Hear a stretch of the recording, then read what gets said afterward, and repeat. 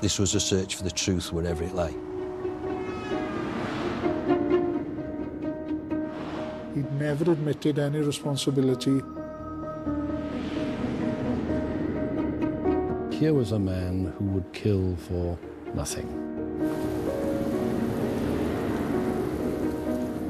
He had no emotion, a cold, callous, distasteful individual. I'm sorry if you've got that opinion, but you're totally wrong. There was a real potential that he would kill again.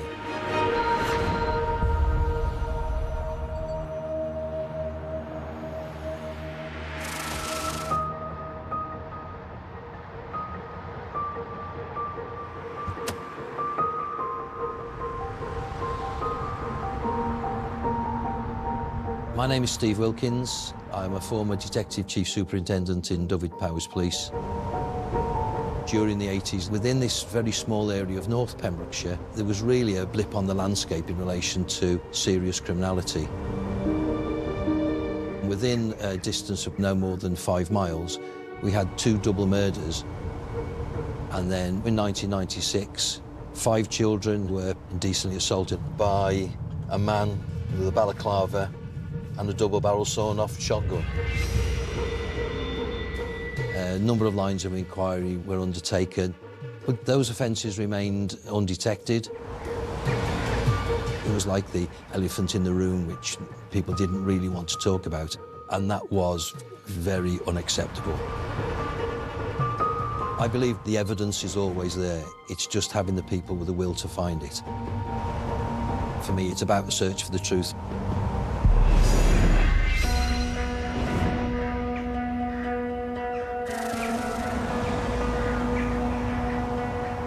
A couple of people who were travelling home one evening noticed that there was plumes of smoke crossing the road. The Scotherston Park farm was well ablaze. News on the hour.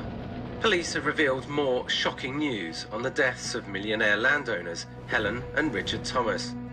Initial suspicion that the siblings had died in a murder-suicide pact have been discounted. Since recovering their bodies from the fire, police have discovered shotgun injuries that could not have been self-inflicted. More on that as the story unfolds. Helen Thomas was alone in the house during the evening time. Her brother Richard was out at Knowlton Farm. What we believed was likely to happen was that Richard came back, the house was ablaze. His sister had already been attacked and shot while she was in the house. In an outhouse not far away from the main building, there was probably a struggle between him and the offender with the gun, and then the gun has gone off. Richard's body is then dragged back into the house onto a half landing, and his body is left there.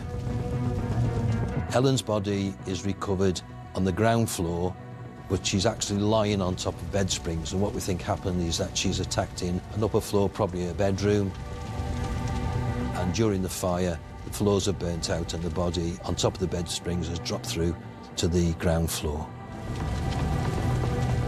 The damage was quite significant, which made it difficult to determine whether anything of value had been taken from the house. There was a substantial search of the house by the officers in the investigation, and at no stage did they find a firearm or indeed any spent cartridges. So it was quite clear that the offender had taken the firearm and spent cartridges away from the scene.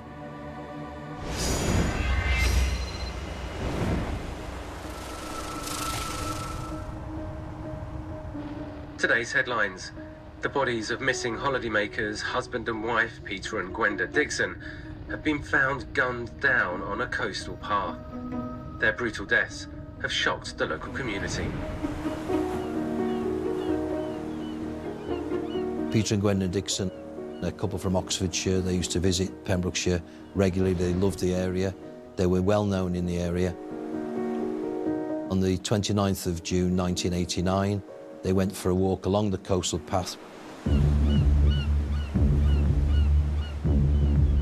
At At this stage, they were attacked. Peter was tied up with rope.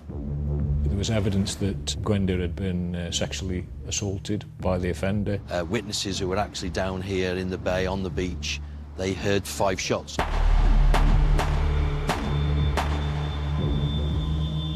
Both had received gunshot wounds. The offender had tried to cover his tracks by covering the bodies in branches. Horrifying event, and quite clear that one of them had to watch their loved one murdered in front of them before the hopeless expectation that they were going to meet the same fate. Their property was strewn around the area. Again, what was clear was that there were items of value missing from the couple, their wallet and cash card.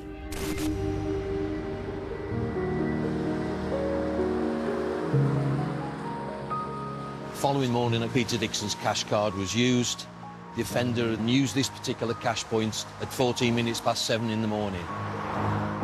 A witness who was passing that moment in time, their attention was drawn to somebody that was using the cash point of what was described as the wild man, unkempt hair, unshaven, and he was wearing a pair of knee-length khaki shorts.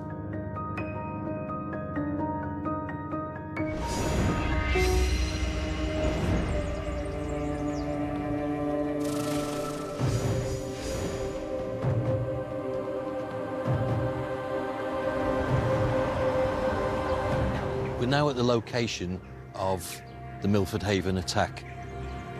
If we look across the field, you'll see that the field slopes away to the far end to my right. It was in this field that 5 children were playing. They were then confronted by a masked man, balaclava, brandishing a sawn-off shotgun. He made them lie on the ground. He hit the boys around the head with his sawn-off shotgun. He then selected one of the girls and took her away from the group, where he raped her. Brought her back to the group, took another female away, and indecently assaulted her.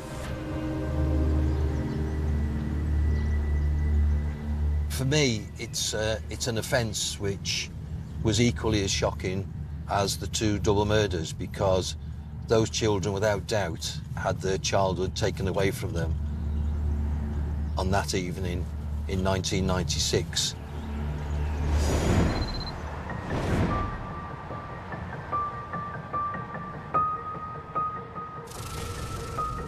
Chief Superintendent Steve Welkin has successfully been granted permission by superiors to reopen Pembrokeshire's most brutal and harrowing unsolved cold case crimes.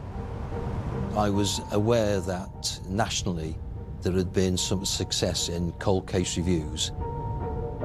And after discussions then with the then head of CID, Steve Mears, and chief officers, we all agreed that that must be a priority, and I set about very quickly was to put together a plan for us to actually start the review of 3 major detected crimes. We had 2 double murders, a rape, an indecent assault. Our investigation was then codenamed Operation Ottawa. There's no greater responsibility placed on a human being than to investigate the circumstances of the death of another human being. And we need to carry out that without fear, without favour, but also without prejudice as well. Because if we don't, then we've got no right in representing the victims. So I wanted to be very, very clear that this was a search for the truth wherever it lay.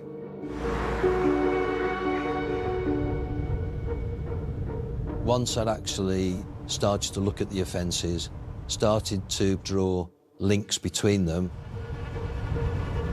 the method of offending bore strong similarities. Multiple victims, double-barrel shotgun, robbery, a sexual element. All this information put together resulted in determining that it was a single person who was committing these offences. Was one individual, and we need to actually identify a suspect.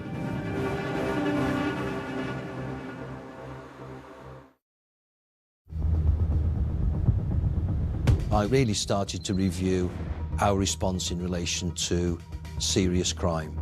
And what was clear is that we didn't have a dedicated team, a major crime team, with the training and with the capability of reviewing the undetected crimes. I'd already identified that I need people that I could trust, a team that would pay attention to detail, officers that I'd put against any in the UK. Glyn Johnson was also somebody I knew that would concentrate on details. He was very good in relation to IT. And I know that he'd be an essential part of the team because of his can-do attitude. Coming into the force, bringing my family down into this area, it was certainly concerning for me that there were two undetected, very nasty murders that had taken place, all not too far away from where I was actually living. So I was approached by Steve Wilkins, who made me aware that the force was doing a cold case review. I saw that as a golden opportunity to bring a dangerous person to justice, and of course, I took it. Our first challenge was to identify a location away from any police building, somewhere where we could carry on with the actual investigation and not be disturbed. I also was very keen on keeping the investigation covert at that moment in time. We found some offices which are up at Fishguard. They were occupied by the Coast Guard and the Port Authority. I made this journey on hundreds of occasions on my way to visit the team, and it's exactly that same feeling. I can feel my pulse starting to race, I can feel that adrenaline, and it just makes me feel like I did, 15, 20 years ago. It's quite spooky.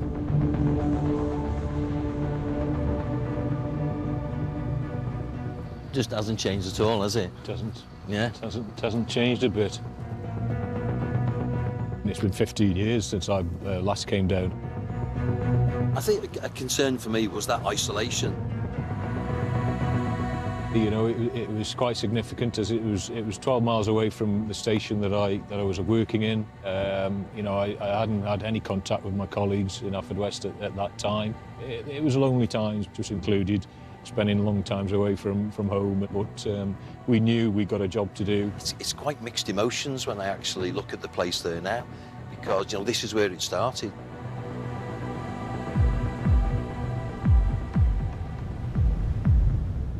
I can remember the first days when we went into a very dark and very unwelcoming building, and how quickly we turned it into a functioning incident room. Photographs around the walls, photographs of the bodies, and very, very violent scenes. The MO of the unresolved murders and sexual assaults indicated it was one perpetrator, and more than likely local to the area.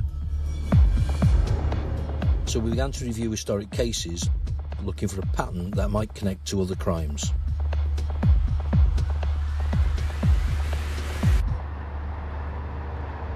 During the 90s, there was the spate of dwelling house burglaries. Lots of the houses around here were attacked, lots of burglaries took place, cash and jewellery stolen, and they seem to have a very similar method of offending to the undetected crimes that we had. The offender using a shotgun, and the offender would also have a balaclava. The offender would approach by fields, would cut fences, single females alone in houses. He tied them up and then subjected them to quite disproportionate violence until he actually made a significant mistake. During a particular nasty armed robbery, the victim managed to activate a panic alarm in the house, which caused him to flee across the fields. And whilst doing so, started to get rid of items of his offending. A suspect been identified, and when you looked at the burglaries mapped out and plotted and presented evidentially, it was like looking at a bicycle wheel, and right in the epicentre of that bicycle wheel was his house. The hedgerows which came away from the house, they found jewellery, gloves, a balaclava, and in particular a sawn-off shotgun. Sufficient evidence to put him into prison. He was a man called John William Cooper. A Swansea Crown Court jury has sentenced Pembrokeshire resident John William Cooper to 16 years imprisonment for a series of violent armed robberies over more than a decade.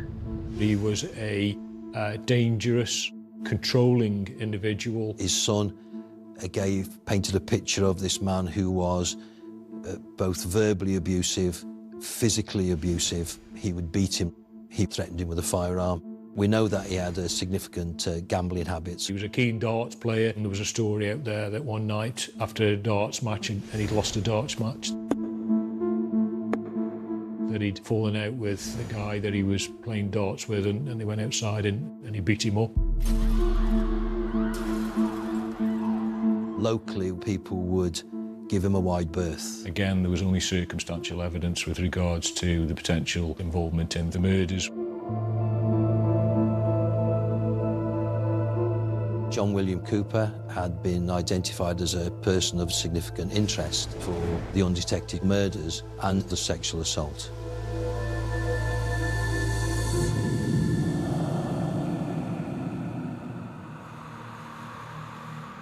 On the conviction of him for the burglaries and robberies, we knew that at some stage he would be coming out of prison, and that put extra responsibility on us. And the forming of Ottawa in 2006, we knew that he was coming out of prison about 2008, so yeah, huge challenge.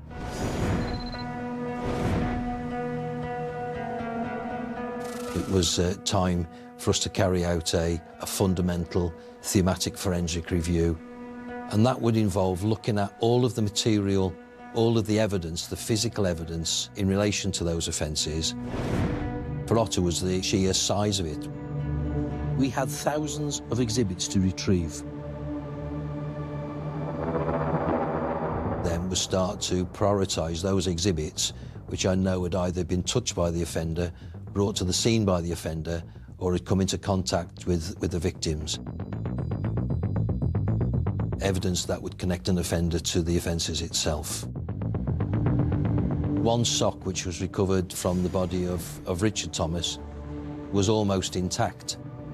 There was also rope which was found, which was tied round Helen Thomas. Clearly what we'd be looking for was DNA, linking John William Cooper to the undetected crimes that we had at that moment in time.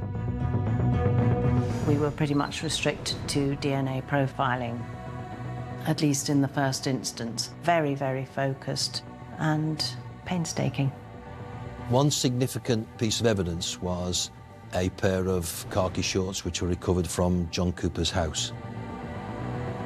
And though they bore a resemblance to those of the wild man used in the cash point in Haverfordwest, they were significantly shorter. What we did know is that John Cooper's wife was a seamstress. Those shorts were initially examined for DNA.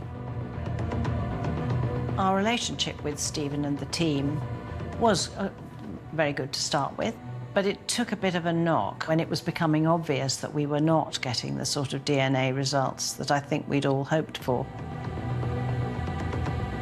We were getting very little sort of feedback in relation to any sort of connectivity or any results. The forensic evidence was so degraded that there was no real readable results coming from it. To say that we were slightly disheartened, I would say, was probably an understatement at that time.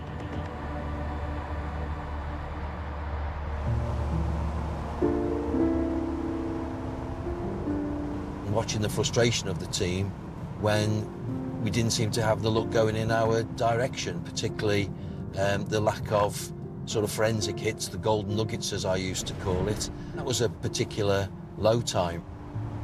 the undetected crimes at that stage. Nobody had actually sat across the table and put the offences towards John William Cooper, so I decided at that stage that we would actually get him out of prison and interview him around elements of his offending history, the fact that he used firearms, the fact that he used rope, and perhaps persuade him to confess to what he had done. He may have a pang of guilt and decide that he wants to tell us everything. I interviewed John Cooper about 8 times during the initial stage when we're doing a lot of background questioning. There's no doubt in my mind that these interviews are certainly the most challenging and important that I've ever experienced in my 30-year policing career.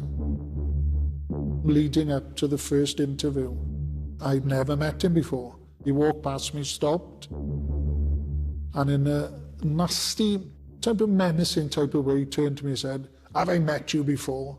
I said, "No, I don't think so. I'm glad about that." The only thing I can equate is that when you see a middleweight boxer and they had that steely stare with no emotion or anything, when he was walking in there, he was going into that interview room on a mission and he had no emotion, a cold, callous, distasteful individual. It's very difficult sitting next to somebody, particularly with these horrendous offences and the type of the things that the victims have gone through. We started talking about the tools of his offending. We'll talk about ropes, because ropes were used in a number of the offences, particularly the double murder offences. John Cooper said that, yes, he had ropes, and he had it on his boat, and he used to go down Little Haven fishing. But sometimes, he'd lost a lot of ropes, and people would come and steal ropes. So I think he was making us believe, well, if any of the ropes are linked to me, they could have been ones which have been washed off, or I've lost from my boat, or they've been stolen. The same with the balaclava. And he said, yes, I had a balaclava on my boat, and it was stolen from me. So if there's any forensic link, somebody's stolen my balaclava, I haven't been involved in the offence. Cooper was a very clever person with regards to second-guessing where the questions were coming from. He would wait to see where the evidence was coming from, and then he would come up with an answer to try and curve that. I believe that you're responsible for the murder of Gwenda and Peter Dixon. All I can say is I'm sorry if you've got that opinion, but you're totally wrong. That interview didn't bring any confessions from Cooper. He'd never admitted any responsibility. We knew that he was coming to the end of his sentence. That was probably, for me, the most concerning part of the investigation, was once that Cooper had been released on parole. I actually also used that as a lever in relation to justifying why we should carry on with Operation Ottawa, because the reputation of the force, the safety of the community was at risk. The real possibility of him coming out and offending before we had the chance to charge him was significant. And that came with its own problems, because it's very difficult then to carry out any sort of surveillance on him as an offender, because his offending with as a firearm going across fields. So to try and do any sort of surveillance, you would also be putting officers at risk, not only the local community. I wanted to ensure that we kept him in for as long as we could. I made personal appeals to the governor of the prison. That didn't go particularly well, because all that happened was that the prison recategorised him as a Category A offender, which made it more difficult for me to have access to him. So these were different pressures. John William Cooper has today been released after serving 10 years of his 16-year sentence. We were aware that Cooper is a very dangerous man. There was a real potential that he would kill again. It became a ticking bomb. Our QC, our barrister, Gerard Elias, came on board during that period as well. I was the senior prosecutor, QC, and of course helped the police with the investigation from a very early stage. And I said, look, If this is the best we've got, circumstantial evidence, it's a pretty strong circumstantial evidence case, by which I mean there's a better, not much, but there's a better than 50% chance we shall succeed in a prosecution. I spoke with the team and they showed me the locations. It became even smaller as a part of the world, if you like. And so my feeling that there was just about a circumstantial evidence case was helped by seeing the geography, seeing the places. You know, some of these places could only have been attacked by somebody who knew the area. The place where the body was found off the coastal path. Somebody had to know that. It wasn't an accident that the attacker took them there. He obviously knew that that place existed. With the Scotherstone Park murder, you know, the fire was set by accelerant, paraffin, as I recall it. There was a tank of paraffin alongside the house, but who knew that? Not your random robber, but it was somebody who had a fairly intimate knowledge of the property, because he put the accelerant on, and how did he know that? Because, of course, he'd been there before, because he'd worked for them. And so these things, you know, were building together. I make no bones about it, that we had the right man. But my view was that until you've got the thumbprint, the golden nugget, the bit that says that is him, sometimes the jury will say you haven't got the absolute certainty. But really, we were absolutely convinced that at some stage that we would find the truth, we'd find that golden nugget linking John William Cooper to the offences.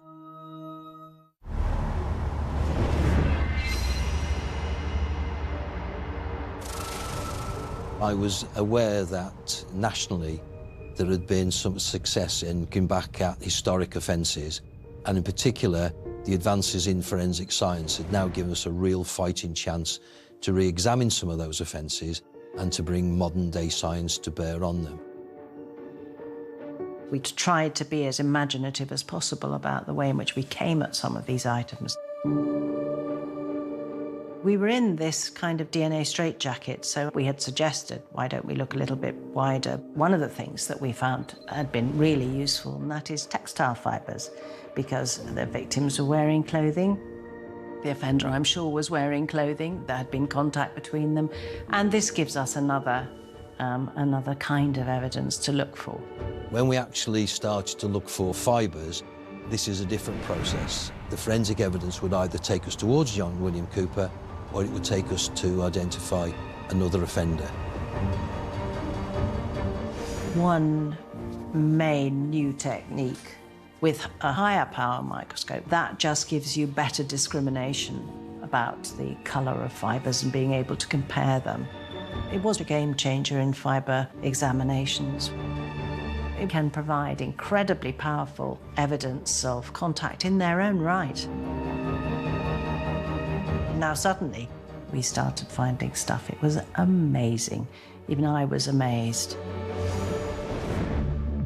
You had fibres going from Cooper's house to these offences. You had fibres also from items found in the offences going back to Cooper's house. His shed was searched, and sweepings were taken from the floor in his workbench, and in those sweepings were fibres which were linked to gloves which belonged to Cooper, and fibres from those were recovered on branches covering the bodies of the Dixons. They were recovered in the underwear of the rape victim from the Milford Haven attack. The links from fibres were a huge part of that case. You know, beyond any possibility of coincidental transfer, similar fibres. The work they did was phenomenal. I mean, there isn't another word for it. Shorts recovered from Cooper's home were re-examined. And was while looking for textile fibres that we noticed this tiny, tiny stain. I was driving, and during that journey, my hands-free telephone went, and it was Angela Gallup, and she said, "Steve, are you driving?" And I said, "Yes." We found your golden nugget. "I think you need to pull over." I managed to pull into a lay-by, and she said, "Steve." We found this tiny flake of what looked like blood. It was indeed my golden nugget. We profiled that and came up with a match called Peter Dixon's DNA. And I said, Angela, I love you. From that moment, we had the first DNA link. After that came out the sawn-off shotgun, which Cooper had used during the robberies for which he was convicted. It had been tested for DNA, it'd been taken to pieces, it'd been swabbed. But we had noticed that there was black Hammerite paint on the barrel. There was another high-profile case with Lynette White where paint was removed from skirting boards, which had been successful. So we asked them to do that. So we tested them and got a DNA profiling result that also matched the DNA of Peter Dixon.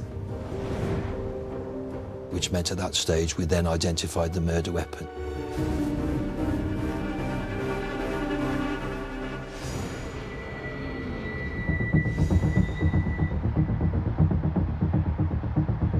I put together then the arrest team to go and arrest him whilst he was on his morning walk. It was quite a funny moment because he basically threw the officers around like rag dolls. He later on went to say that he didn't know we were police officers and he thought that he was getting beaten up in the street. He was still a very, very strong guy. We sat him in the back of the car, and that was probably one of the longest journeys and most quietest journeys I've ever been on, to be honest. OK, we're now approaching, on this journey, another significant location, and that's Haverfordwest Police Station. This is the location where we conducted the second interview with Cooper, having secured the very damning forensic evidence against him. During the second series of interviews, when he was arrested, he became aware that the forensic evidence was stacking up on him. He had nowhere to go. He was back against the wall. He couldn't give any explanation as to how Peter Dixon's blood was on the shorts and shotgun. And I think then he realised he was really in trouble and that the true Cooper was coming out. You're making things try to fit to John Cooper, and it's bloody annoying. We got this forensic evidence, it all comes back. You know, as a young lady, I once said, I've tried to put you and give you information that you can check. He blurted out, oh, you're all thinking it's all about John Cooper. You in here and them in there, pointed at the camera. You and your colleagues and them in there choose not to believe it. And you could see he wanted to erupt at that point. He knew the cards were against him and he was going to face a trial in Crown Court.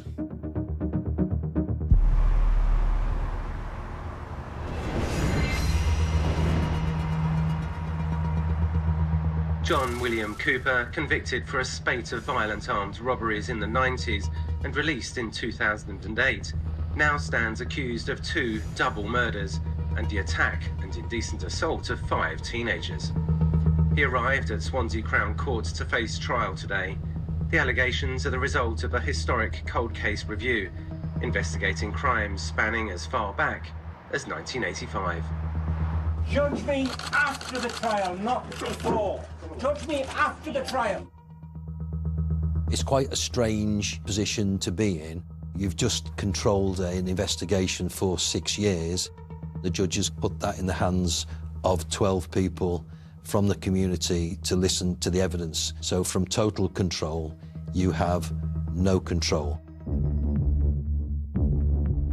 The geography was hugely important. We had all that wonderful evidence of how the paths, sometimes through thickets, sometimes through barbed wire fences which had been snipped, how all those paths in the end found their way back to one place, which happened to be the place where Mr. Cooper was living at the time.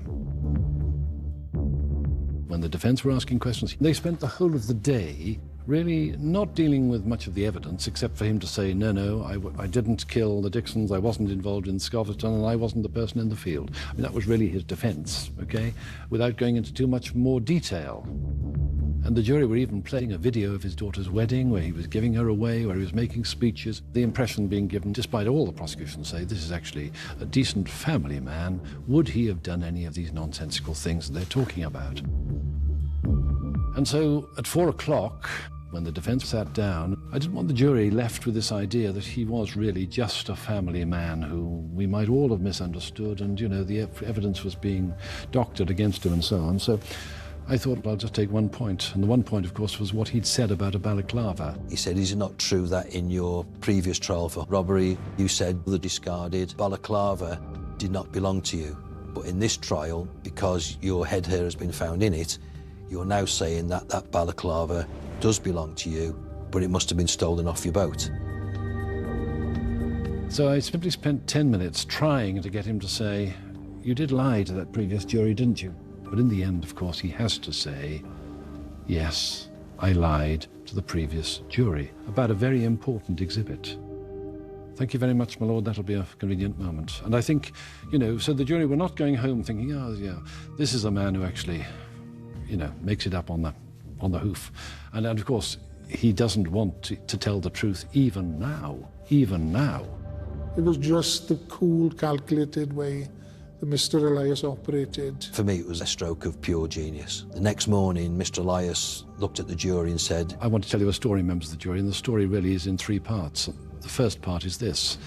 You know, in 1985, this happened. In 1989, that happened. And in 1996, this happened. Horrific offences. This was the evil man who had answers for almost everything. The man who would go out with a gun in the evenings, and if there was a chance of a burglary, he'd take it. And if he met somebody, he'd execute. Here was a man who would kill for nothing.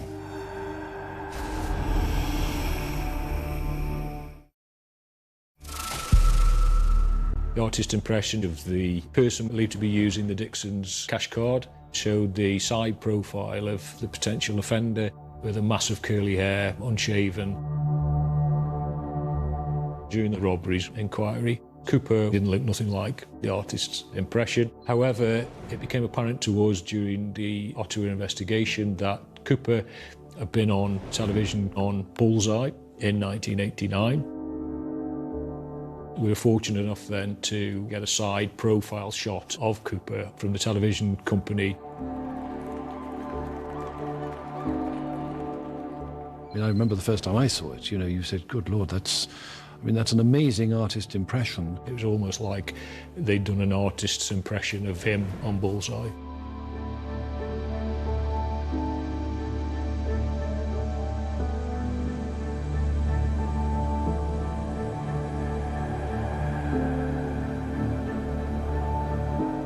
It was as good as you could get, really, short of a photograph.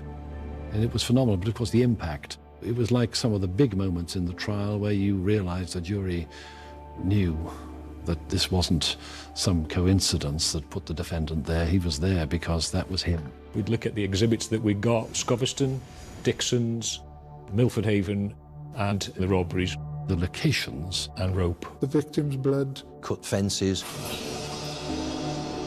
DNA link. Fibres. From gloves. Leading to Cooper's house. Those fibres matched. The blood found underneath the paint on the shotgun, and indeed the blood on the shorts, would go to the Coastal Path murder. He kept the shorts, which were later identified as belonging to Gwenda Dixon, for years and years after he had murdered them. Why did he do that? And it was quite clear that he wore those shorts. Was it because when he put them on, it put him mentally back in that time when he had control of those people? The son's evidence late on in the trial that his father would go out at dusk with the dog and with the gun. You know, I mean, how important was that in relation to putting him in the field with the youngsters? The girls themselves gave evidence very bravely and very well indeed, very, very bravely. It was a big moment. It was huge.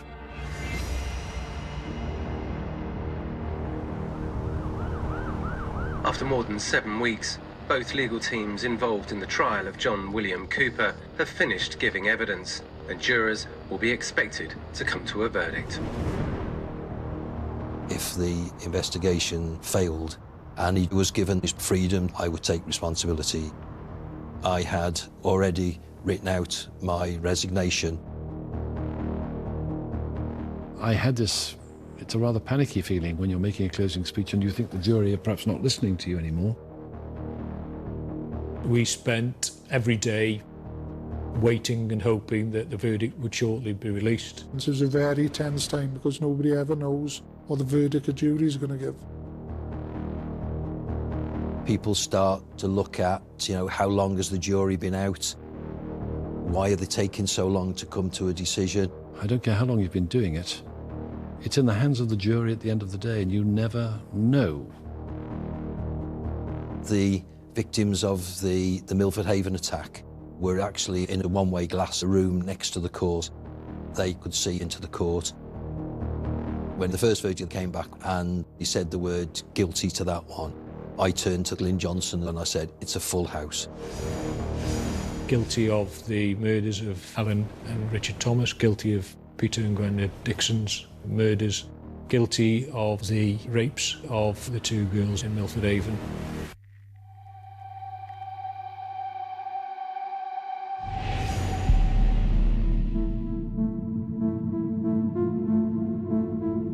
Cooper never said a word until the verdict for rape. He then exploded in the court and started to shout at the court. Here we had a man convicted of 4 murders, and now rape.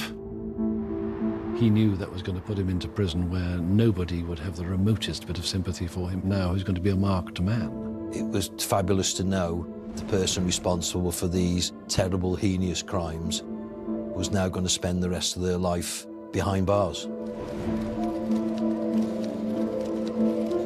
We looked at each other and said, that's it then. It's done. It's finished.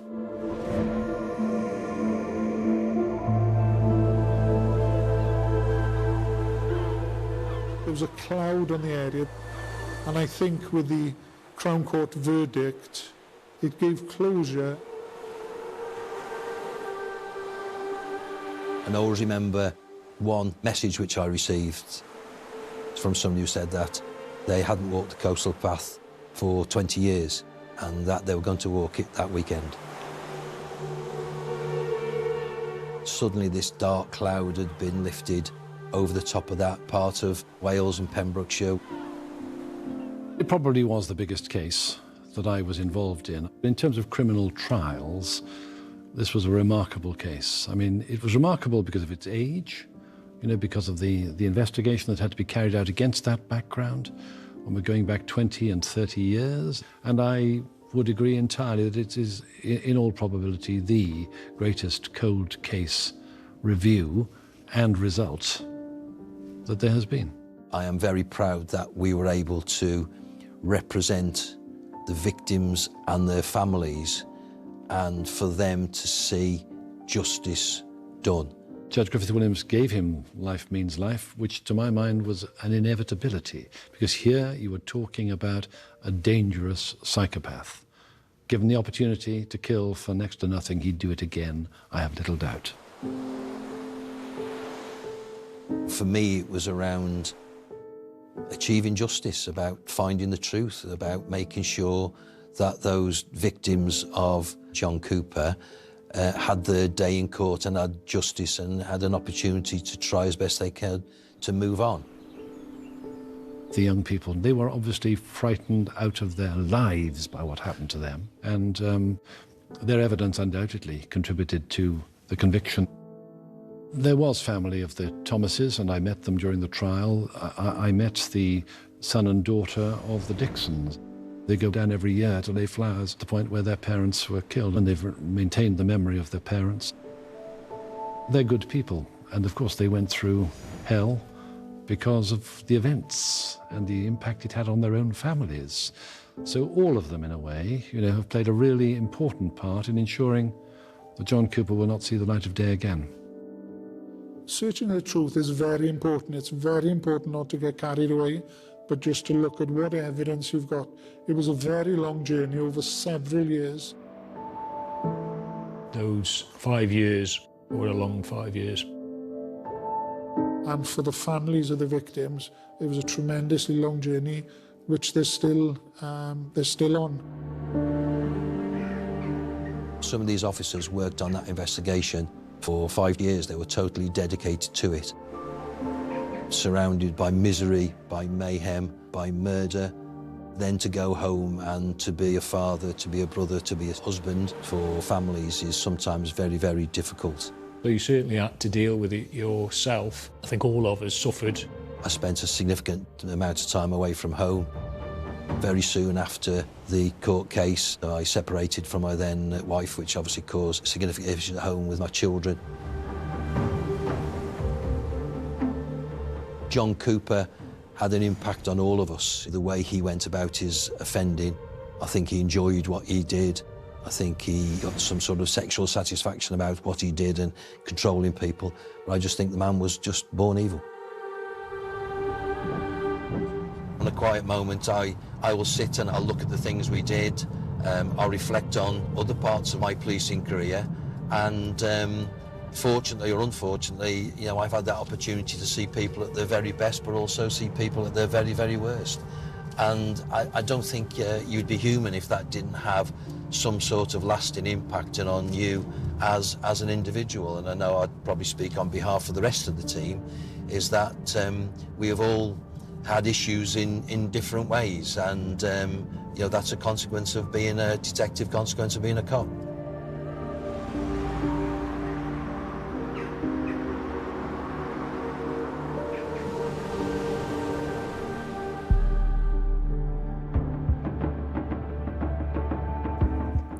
Cracking cold cases. Stream the new series of hit crime drama Unforgotten on ITVX.